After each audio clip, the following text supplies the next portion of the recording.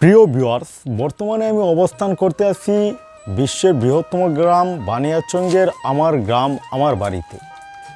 ঐতিহাসের প্রতীক হয়ে দাঁড়িয়ে আছে আমাদেরই একটা পেঁপে গাছ, যেটা কিনা দীর্ঘ 5 বছর যাবৎ স্থিতিশীল হয়ে দাঁড়িয়ে আছে। একটা টাইমে এই গাছটি যখন সময় গাছের বয়স হয়ে যায় 2 বছর, ওইটা 50% অংশে ভেঙে পড়ে এবং কি এইটাতে পেঁপে ধরা বন্ধ হয়ে যায়।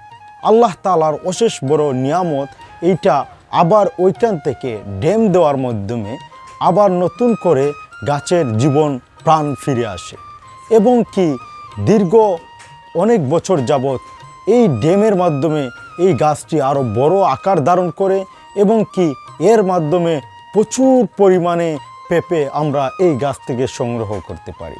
এইটা হচ্ছে আল্লাহ তাআলার দেওয়া একটা অশেষ বড় নিয়ামত।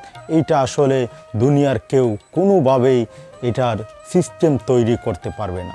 এইটা একমাত্র আল্লাহ তাআলার দেয়া একটা বড় নিয়ামত হচ্ছে গিয়া এই পেঁপে গাছ।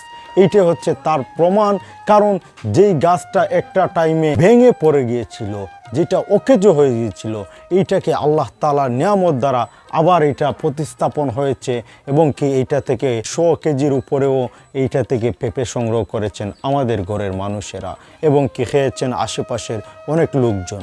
এইটা আসলে আল্লাহ তাআলার দেওয়ার নিয়ামত। ভিডিওটি ভালো লাগলে অবশ্যই শেয়ার করে দেবেন। ধন্যবাদ। আসসালামু আলাইকুম।